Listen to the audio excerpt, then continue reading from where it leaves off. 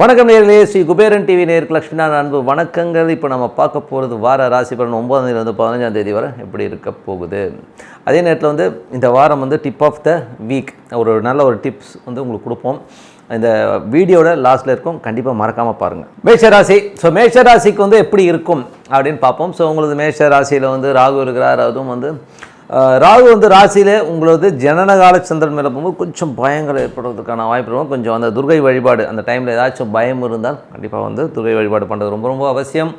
அதே நேரத்தில் உங்களது ராசியாதிபதி செவ்வாய் 2ல் வக்கரமாக இருக்கும்போது கொஞ்சம் குடும்பத்தில் கொஞ்சம் ஸ்டபனாக பேசுகிறது, சின்ன சின்ன பிடிவாதங்கள், இந்த மாதிரி விஷயங்கள் இருக்கும். பேசுறது ஏடாக்கூடமாக பேசுறதுலாம் இருக்கும். ஸோ யாருக்கு இருக்கும் அப்படின்னு பார்க்க போனால் மேஷ லக்னமாக இருந்து செவ்வாய் திசை புத்தி அந்தரம் நடக்கிறவங்களுக்கு இந்த மாதிரி விஷயங்கள்லாம் இருக்கும். ஸோ அதனால் கொஞ்சம் ஜாகிரதையாக இருந்துக்கிறது ரொம்ப ரொம்ப நல்லது. அதேமாதிரி 2ஆம் அதிபதி சுக்கிரன் 10ல் இருக்குது. ஸோ அதில் பார்த்திங்கன்னா குடும்பத்துக்கு தேவையான வருமானம் இருக்குன்னா வருமானம் நல்லா இருக்கும். ஸோ ஒரு பெரிய வருமானங்கள் வருவதற்கான வாய்ப்புகள் இருக்குது. ஏன்னா என்றைக்குமே இந்த சனியும் சுக்கிரனும் ஒரே இடத்துல இருக்கும்பொழுது பார்த்திங்கன்னா நல்ல ஒரு வருமானங்களை கண்டிப்பாக கொடுத்துருங்க. பாக்கெட் ரொம்பறதுக்கு இல்லை, அதுக்கு மேலேயே கொடுக்குறதுக்கான விஷயங்கள் நடக்கும். அது எப்படி சொல்லுவோம்னா, ஜென்ரலாக இது ஓரளவுக்கு அமௌண்ட் வந்தாலும் யாருக்காவது நீங்கள் பார்த்தீங்கன்னா அந்த சுக்கிரன் அதாவது ஜனகால உங்கள் ஜாதகத்தில் சுக்கிரன் ஒரு இடத்துல இருக்கு இல்லைங்களா, அதே இடத்துக்கு சனி வரும்பொழுது ஒரு பெரிய பணத்தை கொடுத்துட்றாருங்க. ஸோ அது எல்லா ஜாதகத்துலையும் நான் பார்த்துட்றேன் நான். ஸோ அது பார்த்திங்கன்னா அந்த 1 இயர் கிட்டத்தட்ட சனி சுக்கிரன் அந்த 2.5 வருஷம் இருக்கார் பார்த்தீங்களா, அந்த 2.5 ஆண்டுகளும் அவங்ககிட்ட ஏதோ ஒரு பணம் வந்துடுதுங்க. என் லைஃப்பில் கூட வந்தது. ஸோ நான் ஏதோ லோன் வாங்கின அந்த பணம் அப்படியே பேங்க்லேயே கிடந்தது. ஸோ அந்த மாதிரி யாரோட காசோ ஏதோ ஒரு காசு நம்ம இருக்கும். ஸோ அந்த மாதிரி ஒரு அமைப்பு கண்டிப்பாக இருக்கும். அது லைஃப் டைம்லேயே ஒரு 30 ஆண்டுகள் ஒரு முறை அது ஒரு பம்பராக இருக்கிற மாதிரியான ஃபீல் கண்டிப்பாக இருக்கும். நீங்கள் வேணால் பரிசித்து பாருங்கள், அந்த மாதிரி விஷயங்கள் நடந்திருக்கும். ஓகேங்களா. ஸோ அதனால் பணம் தொழில் ரீதியான விஷயங்கள் நிறைய பணம் வருமானங்கள் வருவதற்கான வாய்ப்பு ரொம்ப நல்லாயிருக்கு. பார்ட்னர்ஷிப் சம்மந்தமான விஷயங்கள் ஏதாவது இன்வெஸ்டர்ஸ் ஏதாச்சும் எதிர்பார்த்துட்ருக்கேன்னா கண்டிப்பாக நடப்பதற்கான குடும்பத்திற்கு தேவையான பணம் வருவதற்கான வாய்ப்பு ரொம்ப சிறப்பாக இருக்குங்க. 3ஆம் அதிபதி. ஸோ 3ஆம் அதிபதியான புதன் அவர் பார்த்திங்கன்னா வக்கரமாக இருக்காருங்க. 9ல் வக்கரமாக இருக்கும்போது கொஞ்சம் அப்பா சம்மந்தமான விஷயங்கள் கொஞ்சம் பிடிவாதங்கள் ஸோ அந்த மாதிரி இருக்கும். முயற்சிகள். ஸோ நான் பெரிய பெரிய முயற்சிகள் பண்ணும்போது டைவர்ஷன்ஸ் இருக்கும். ஏன்னா என்றைக்குமே இந்த புதன் வக்கரம் பார்த்திங்கன்னா ரொம்ப ப்ரில்லியன்ஸியாக வேலை பார்க்கும். என்றைக்குமே இந்த ஜனனகால ஜாதகத்திலாவது புதன் வக்கரமாக இருக்குன்னு வைங்களேன், அதி புத்திசாலித்தனமாக இருப்பாங்க. ஆனால் என்ன ப்ராப்ளம்னா, இப்போ படிப்பு இருக்குன்னு வச்சுக்கோமே, அந்த அவுட் ஆஃப் சிலபஸுக்கு அதிகமாக போயிடுவாங்க. ஏன்னா படிப்பு புத்தகத்தை படிக்கிறத விட அவுட் ஆஃப் சிலபஸில் நாலேஜை திரட்டத்தில் ரொம்ப இதாக இருக்கும். இப்போ உதாரணத்துக்கு சொல்ல போனால் அக்கௌண்ட்ஸ் படிப்பாங்க, ஆனால் அவங்களுக்கு பார்த்தீங்கன்னா ஹிஸ்ட்ரியில் ரொம்ப இன்ட்ரெஸ்ட் இருக்கும், இல்லை ஒரு சயின்ஸில் ரொம்ப இன்ட்ரெஸ்ட் இருக்கும். ஸோ அவுட் ஆஃப் சிலபஸ் போய் அதை நிறைய கேதர் பண்ணுவாங்க. அந்த மாதிரி விஷயங்கள் புதன் வக்கரமாக இருக்கும்போது இருக்கும். பட் நல்ல புத்திசாலி, அது கரெக்டாக அவங்க யூட்டிலைஸ் பண்ணாங்கன்னா ஒரு பெரிய லெவல் போவாங்க. அது ரொம்ப சிறப்பு தான். ஸோ முயற்சிகளில் கிரிமினலாக வேலை செய்யும். ஸோ அதனால் கொஞ்சம் ஜாக்கிரதையாக இருக்க வேண்டியது அவசியம். ஏன்னா 6ஆம் அதிபதியாக இருக்கும்பொழுது அது 9ல் இருக்கும்போது நிறைய ட்ரான்ஸ்ஃபர்ஸ். ஸோ நிறைய ட்ரான்ஸ்ஃபர் எதிர்பார்க்குறவங்க ட்ரான்ஸ்ஃபர் ஏற்படுவதற்கான வாய்ப்பெல்லாம் இருக்குது. அதே நேரத்தில் பார்த்திங்கன்னா 6ஆம் அதிபதி புதன் வக்கரமாக ஆகும்போது அது 9ஆம் இடத்துல வக்கரமாக அப்பாவுக்கும் உங்களுக்கு நிறைய சின்ன சின்ன ஒரு ஈகோ கிளாஷஸ் வர்றதுக்கான வாய்ப்புகள். வெளிநாட்டில் இருக்கவங்களுக்கு நல்ல ஒரு வருமானங்கள் நல்ல ஏற்றங்கள் இருந்தாலும் சில நேரங்களும் சின்ன சின்ன சலிப்புகள் பிடிவாதங்கள் இருக்கும். ஏன்னா வக்கரகிரகம் கொஞ்சம் பிடிவாதத்தை கண்டிப்பாக ஏற்படுத்தும். ஸோ அதனால் கொஞ்சம் ஜாகிரதையாக இருக்கிறது ரொம்ப ரொம்ப நல்லதுங்க. ஸோ எல்லாமே ரொம்ப சிறப்பு தான். 4ஆம் அதிபதி. ஸோ 4ஆம் அதிபதி கடகத்தில். ஸோ அதில் பார்த்திங்கன்னா என்ன மாதிரி விஷயங்கள் நடக்கும் அப்படிங்கும்போது சனியின் பார்வை, 10ஆம் அதிபதி சனியின் பார்வை 4ஆம் இடத்தில் இருக்கும்போது தொழில் ரீதியான விஷயங்கள், ரியல் எஸ்டேட் சார்ந்த விஷயங்கள் ரொம்ப சிறப்பாக இருக்குது. அதே நேரத்தில் சனி அவிட்ட நட்சத்திரம் செவ்வாயுடைய சாரத்தில் போகும்போது தொழில் ஒரு பிடிவாதம் இருக்கும். நான் இப்படி தான் பண்ணுவேன், அப்படி தான் பண்ணுவேன்னு சொல்லிட்டு ரொம்ப அரகண்டாக நடக்கிறதுக்கான வாய்ப்புலாம் நிறைய இருக்குது. ஸோ அந்த மாதிரி விஷயங்களில் கொஞ்சம் கவனமாக இருக்கணும். ஏன்னா கோபங்கள் வரும். ஏன்னா நான் இப்படி தான் இருப்பேன்னு சொல்லி ஒரு அடமெண்ட்டாக இருக்கும்போது ஒரு கோபங்கள் அதிகமாக இருக்கும், ஈகோ அதிகமாக வரும், இந்த மாதிரி விஷயங்கள்லாம் இருக்கும். ஸோ பேச்சில் நிதானம் ரொம்ப ரொம்ப அவசியம். கொஞ்சம் பொறுமையாக இருங்க. கொஞ்சம் சூடேறுற மாதிரி வார்த்தைகளை பேசுகிறத தவிர்த்துக்கணும். ரொம்ப டென்ஷனாக இருந்தீங்கன்னு வைங்களேன், கொஞ்சம் வெளியில் போயிட்டு கொஞ்சம் ஃப்ரீ பண்ணிட்டு பேசுங்க. இல்லைனா கோவம் எதிராளி நம்மளை கோவப்படுத்துகிறான் அப்படின்னு தெரியும் போது நம்ம உஷாராக என்ன பண்ணணும்னா, தம்பி ஒரு மணி நேரத்தில் பேசுகிறேன், ஒரு அர்ஜென்ட்டாக ஒரு ஆள் சொல்லி ஃபோனை கட் பண்ணிவிட்டு 1 மணி நேரம் கூல் டவுன் ஆகணும்னு பேசுங்க. ஏன்னா ஒரு சில நாட்களில் அடுத்த நாள் பேசுங்க. ஏன்னா நிறைய விஷயங்கள் நிறைய சந்தர்ப்பங்களை நம்ம கோபத்தால் இழந்திருக்கோம். நீங்கள் இழந்திருக்கீங்கன்னா நான் நிறைய இழந்திருக்கேன். என் குடும்பத்தில் நிறைய சொந்த பந்தங்களையெல்லாம் நான் இழந்திருக்கேன் என்னோடய கோபத்தால். அதனால் அது கோபங்கிறது தேவையில்லைன்னு நினைக்கிறேன். ஏன்னா நான் திட்டாத ஆளே இல்லை. அந்த மாதிரி ரொம்ப சின்ன வயசில் ரொம்ப ஷார்ட் டெம்பர். ஸோ அதனால் அந்த தவிர்த்துக்கணும். ஓகேங்களா. இது தவிர்த்துக்கிறதுக்கான வழியை வந்து நான் கண்டுபிடிச்சதை உங்களுக்கு சொல்கிறேன் நான். ஸோ மேக்ஸிமம் கோபங்கள், ஏன்னா அந்த கோபத்தில் வந்து அப்படியே மண்டைக்கு ஏறுதுங்களா, மண்டைக்கு ஏறும்போது நம்ம என்ன பேசணும் அப்படியே எமோஷனில் கத்திடுவோம். அதுக்கப்புறம் யோசித்து பார்க்கும்போது நமக்கே தெரியும், இருந்தாலும் இந்த சின்ன தப்புக்கு இப்படி பேசணுமா அப்படிங்கிற எண்ணங்கள் தவறு இருக்கும். பட் அவங்க தப்பு பண்ணலாம். பட் அந்த தவறுக்காக நம்ம பிரயோகப்படுத்துகிற ஆயுதங்கள் வந்து ரொம்ப கூர்மையாக இருக்கிறது தான் பெரிய விஷயம்.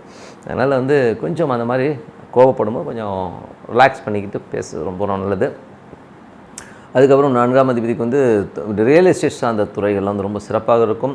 அம்மா கிட்ட வந்து சின்ன சின்ன கோபதாபங்களை நீங்கள் ஏற்படுத்திப்பீங்க. ஸோ அதெல்லாம் வந்து கொஞ்சம் பார்த்துருந்தணும். அது மட்டும் இல்லாமல் 5ஆம் அதிபதி வந்து சூரியன் வந்து 9ல் இருக்கு, ரொம்ப சிறப்புங்க.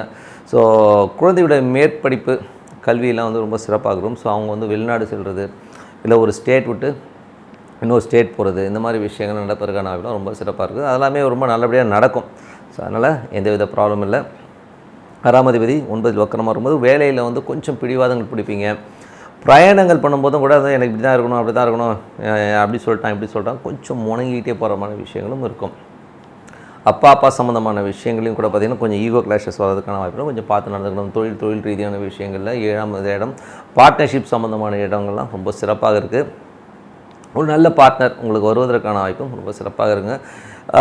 8 ஸோ 8ல் வந்து விருச்சிகத்தில் வந்து பார்த்திங்கன்னா விருச்சிக செவ்வாய் வந்து அது 2ல் வந்து வக்கரமாக இருக்கனால பிடிவாதங்கள், ஒரு நெகட்டிவ் தாட்ஸ் அடிக்கடி வந்து போகும். அதுவும் வந்து மேஷ லக்னமாக செவ்வாய் திசை புத்தி அந்தரம் நடக்கிறவங்களுக்கு அந்த மாதிரி விஷயங்கள்லாம் நடக்கும். ஸோ அதனால் கொஞ்சம் ஜாகிரதையாக இருக்கணும்.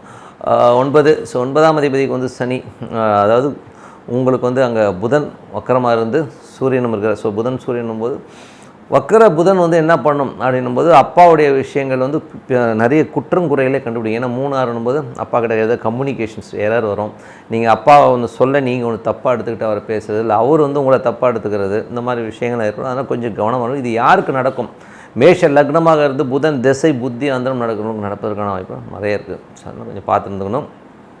குழந்தைகள் சம்மந்தமான விஷயங்கள் ரொம்ப நல்லாயிருக்கும். ஸோ அவங்களுக்கு வந்து கவர்மெண்ட் ஸ்காலர்ஷிப்போ இல்லை வெளிநாடு போய் படிக்கிறது, ஊர் விட்டு ஊர் போய் பிழைப்பதற்கான வாய்ப்புகள் எல்லாமே ரொம்ப சிறப்பாக இருக்குங்க. தொழில் ரீதியான விஷயங்கள் ரொம்ப சிறப்பாக இருக்கும். நல்ல அமௌண்ட் வரதுக்கான வாய்ப்பு இருக்குது. டென்ஷன் ஆவீங்க. ஸோ அந்த டென்ஷனை மட்டும் கம்மி பண்ணிக்கிட்டீங்கனாலே போதும். அது 11ஆம் அதிபதி 10ல் இருக்கும். நிறைய லாபங்கள் வரும். நிறைய லாபங்கள் வந்தாலும் அதை வந்து திருப்பி ரீஇன்வெஸ்ட்மெண்ட் பண்ணுறதுக்கான வாய்ப்பு நிறைய இருக்குது. ஸோ அதனால் நல்ல லாபங்கள், நல்ல ஒரு வெற்றி கண்டிப்பாக இருக்குங்க. 12ஆம் அதிபதி 9ஆம் அதிபதி 12 இருக்கும்போது அப்பா சம்மந்தமான விஷயங்கள் கொஞ்சம் வந்து செலவு பண்ண மாதிரி இருக்கும். கடல் கடந்து செல்வதற்கான வாய்ப்புகள் நிறைய பேருக்கு இருக்குது. மேஷ லக்னமாக இருந்து குரு திசை புத்தி அந்தரம் நடக்கிறவங்களுக்கு வந்து ஒரு வெளிநாடு செல்வது, வெளி மாநிலங்கள் செல்வது, விமானம், ட்ரெயின், இந்த அப்படியே ஓடிக்கிட்டே இருக்கிறதுக்கான வாய்ப்பு நிறைய இருக்குது. ஸோ நல்ல விஷயந்தான். நிறைய ட்ராவல் பண்ணுங்கள். ட்ராவல் பண்ணும்போது நிறைய அனுபவங்கள் கிடைக்கும். எனக்கு வந்து ட்ராவல் பண்ணுறது ரொம்ப பிடிக்கும். ஏன்னா அதுவும் கோயம்புத்தூரில் சாப்பாடு ரொம்ப பிடிக்கும். கோயம்புத்தூர் வரும்போது திருச்சி, ஸ்ரீரங்கம் ரொம்ப பிடிக்கும். ஸோ அந்த மாதிரி ஒவ்வொரு இடத்துக்கு போகும்போது அந்த ஸ்பெஷாலிட்டி பார்க்கும்போது நமக்கு வந்து ரொம்ப ஒரு ஈர்ப்பை கொடுக்குது. அதனால் வந்து நீங்கள் அந்த ட்ராவலில் போய் நீங்கள் ரசிக்கணும். நிறைய பேர் வந்து ரசிக்கிறதில்ல, அதுவும் ரொம்ப கஷ்டமாக இருக்கும். ஏன்னா வந்து ட்ராவலில் வந்து அந்த இடத்துக்கு போய் அந்த இடத்துல லைட்ஸ் இருந்து பார்க்கும்போது அதோடய பெப்பினஸ் தெரியுமே ஒழிய அந்த டைமில் உட்காந்து மொபைலில் நோண்டுறது, அப்போ உட்காந்து ஹெட்ஃபோனை போட்டு விட்றதுலாம் வந்து லைஃப்பில் வந்து அந்த பெப்பினஸை கம்மி பண்ணிட்டோம்.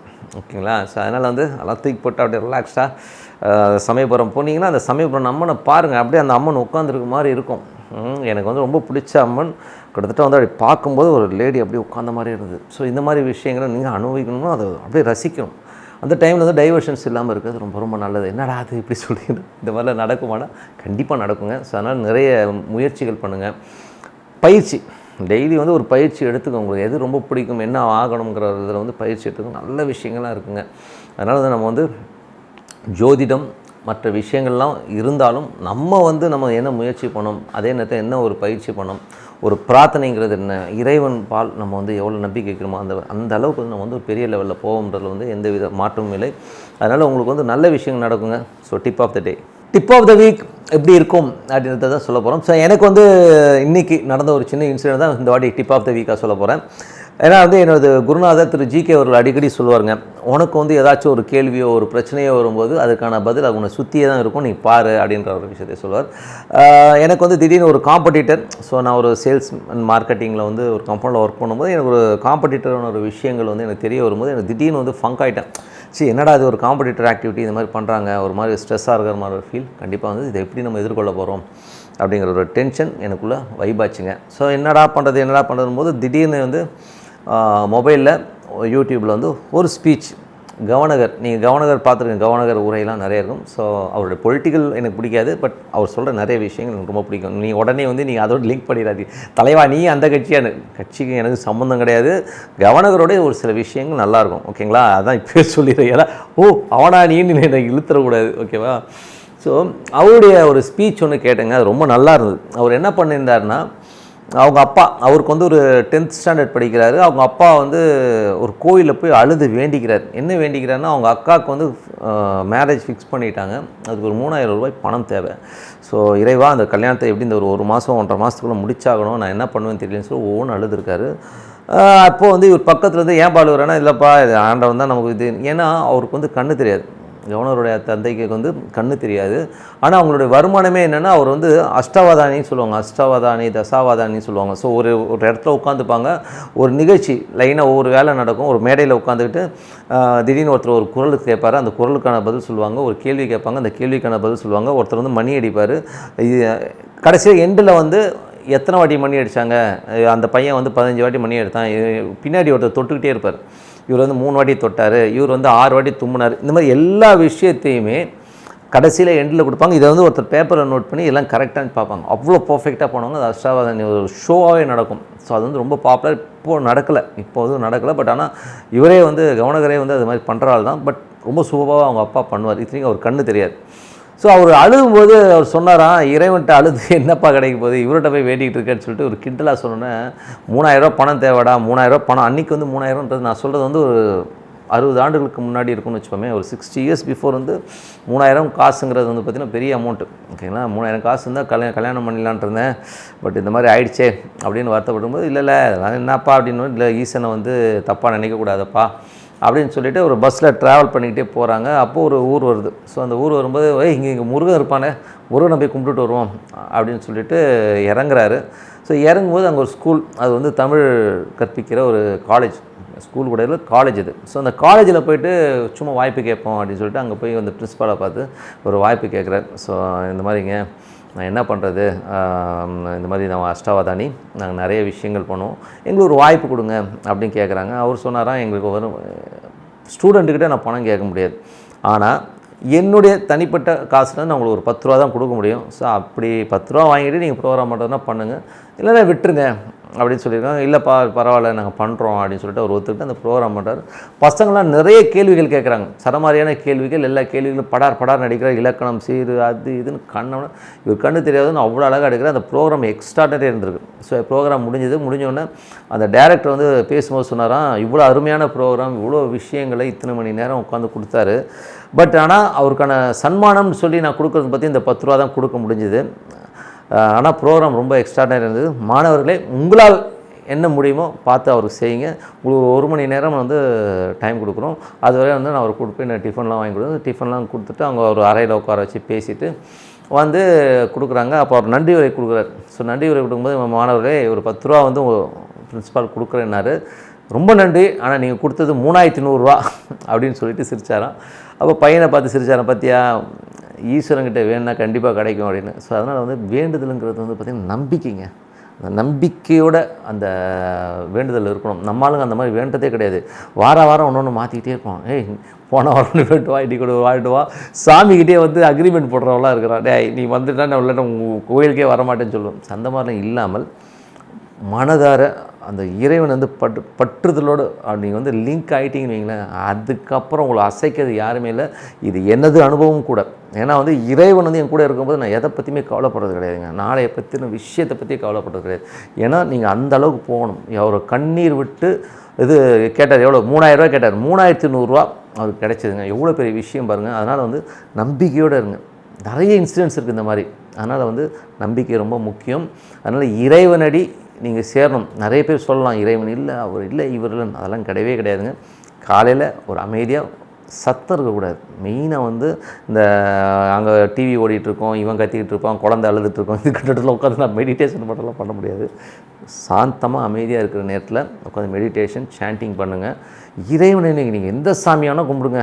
ஹிந்து கடவுள் கூட இல்லை, ஜீசஸை கும்பிடு, அல்லாஹ் கும்பிடு, யாரை வேணால் கும்பிடுங்க, அதை பற்றி. ஆனால் இறைவனை கும்பிடணும். ஓகேங்களா, அமைதியாக உட்காந்து பிரார்த்தனை பண்ணுங்க. ஓம் நம சிவாய. அந்த ஈஸ்வரன் உள்ளே இறங்கணும். நம்ம பிரார்த்தனை பண்ணி அப்படி ஒன்றும் போது ஒரு டைம் நீங்கள் லிங்க் ஆகிடுவீங்க. அதுக்கப்புறம் உங்கள் லைஃப் வந்து மேஜிக்காக மாறும். Mark my words. இது வந்து என் வாழ்க்கையில் நடந்து உங்கள் வாழ்க்கையில் நடக்கணுன்றதுக்காக இந்த இன்சிடென்ட்.